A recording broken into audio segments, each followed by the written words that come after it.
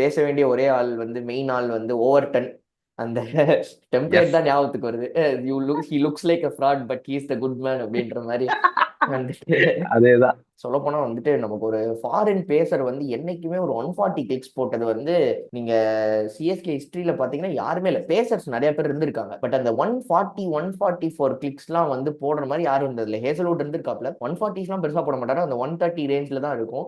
அதுக்கு முன்னாடி பென் அல்ஃபனாஸா இருக்கட்டும், பொலிந்தரா இருக்கட்டும், நீங்க யார் வேணாலும் எடுத்துக்கோங்க, யார் எடுத்தாலும் அந்த 140 மார்க்லாம் இருக்காது, 138 மேக்ஸ் தான் இருக்கும். இந்த 144 கிளிக்ஸ் எல்லாம் வந்து ஒருத்தர் எல்லோ ஜெர்சி போட்டு வந்து போடுறாருன்றப்ப அப்படியே எனக்கு வந்து எப்பட்றா இப்படி இல்லை. ஏன்னா ஓகே, மேட் என்ட்ரி போட்டிருக்காரு, இதுக்கு முன்னாடி மில்னே எடுத்தாங்க, ஜேமிசன் எடுத்தாங்க, பட் யாருமே பெர்ஃபார்ம் பண்ணல, உள்ள வந்து விளையாடல, இன்ஜுரி காரணமா வந்தது இல்ல ஆமா, அப்படின்னு. ஆமா. பட் ஓவர்டன் மாதிரி ஒரு player, he is not been in bigger radar, பெரிய பிளேயர் கிடையாது. ஆனா once he comes and pictures in அவரோட கரெக்டா அவருக்கான பவுலிங் போடுறாரு. அவர் இன்னும் இந்த பவுண்டரி அந்த என்ன சொல்றதுன்னா ஒயிட் லைன் வச்சுலாம் போடுறது, அந்த அந்த ரவுண்ட் ஆஃப் கிரிக்கெட் அதெல்லாம் பண்ணாம இந்த தடவை he stuck to his plan. என்னோட ஸ்ட்ரென்த்துக்கு நான் போடுறேன், அடிச்சானா அடிக்கட்டும், விக்கெட்னா எனக்கு ஆமா. விக்கெட். அது லாஸ்ட். மில்லருக்கு போட்ட பால்லாம் மில்லர் வாஸ் கன்ஃபியூஸ்ட்.